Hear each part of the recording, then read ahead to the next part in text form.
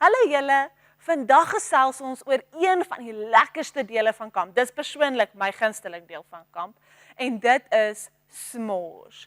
Watter kamp is volmaak sonder s'mores as 'n nagereg elke aand of elke keer wat die vuur aangesteek is? Ek weet, s'mores is so perfekte nagereg wanneer dit kom by kamp. Dit is nie bederfbaar nie. Jy kan 'n klomp pak marshmallows koop en weet aan die einde van daai kamp gaan die marshmallows nog steeds oukei wees. Jy hoef nie te bekommer dat dit vrot nie, want weet julle, vrot kos stink en jy wil nie dit hê wanneer dit kom by kamp nie. So s'mores is perfek.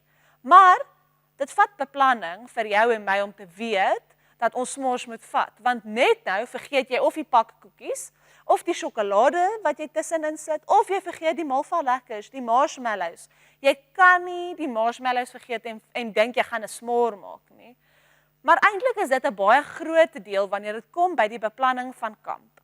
Omdat kamp gewoonlik, as jy nou 'n bietjie meer van 'n mediocre kamper is soos ons, kampeerder is soos ons, moet jy jou kos so slim beplan dat jy nie die bederfbare kos los vir die laaste dag van vakansie en dan jy gemifte kaas of weet jou kos is nie meer lekker nie. Jy het nodig om jou kos so mooi te beplan dat jy weet watter dag jy wat kan eet sodat jou kos nie bederf nie. Ek dink ook dit is nodig om te beplan want jy het net soveel plek vir kos. Daar's nie kaste en kaste en kaste soos in jou kombuis wat vol kos is dat as jy nou lus is om hierdie te eet, jy gou dit kan gaan kry nie. Kos maak op kamp vat baie beplanning. En dit is 'n groot deel van kamp, want soos wat ek gesê het, vrot kos stink. En gewoonlik as jy ietsie vrot het in jou kas van kos op kamp, is al jou ander kos ook nie meer so lekker nie. So dit vat baie beplanning. Jy moet dit goed beplan. En dis die lekker deel van s'mores. Dit is nie bederfbaar nie, so jy kan klomp sakke koop en saamvat en jy kan elke dag daarvan eet. Maar die probleem met s'mores is, dit hou jou nie vol vir lank nie. Jy is nie versadig na die tyd vir lank nie. As ek en jy net op s'mores gaan lewe by kamp, gaan ons elke nou en dan weer moet eet en weer moet eet en weer moet eet. En dit het my laat dink aan die vers wat ons vandag gaan lees uit die Bybel uit.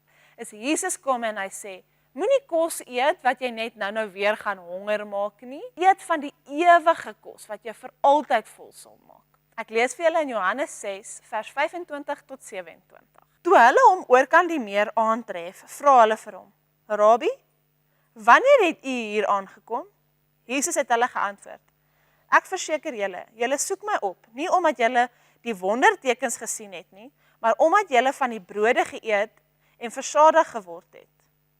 Julle moenie werk vir die kos wat vergaan nie, maar vir die blywende kos wat lei tot die ewige lewe.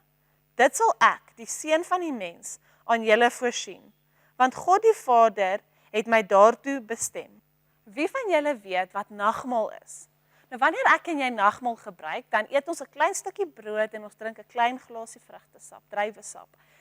Nou die persdruiwesap, dit verteenwoordig Jesus se bloed wat op die kruis gestort het vir ons. En die brood verteenwoordig Jesus se liggaam. Maar Jesus sê hier, ons moet nie kos eet wat ons net nou versadig maak en net nou is ons weer honger nie. Jesus sê hier dat hy is die een wat ons kan versadig maak vir altyd. Hy kan vir ons die ewige lewe gee. En ons moet nie ons tyd mors met dinge wat nie die ewige lewe vir ons kan gee nie.